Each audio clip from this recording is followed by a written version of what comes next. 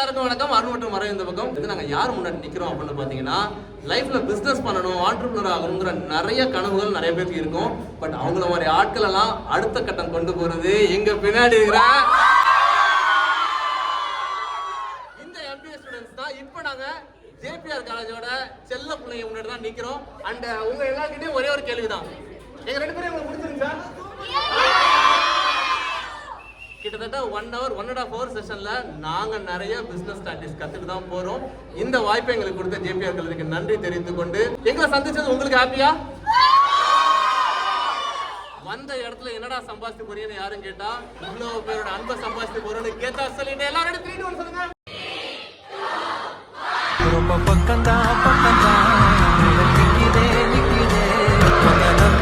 முட்ட போகையில பாத உண்டா நிக்காம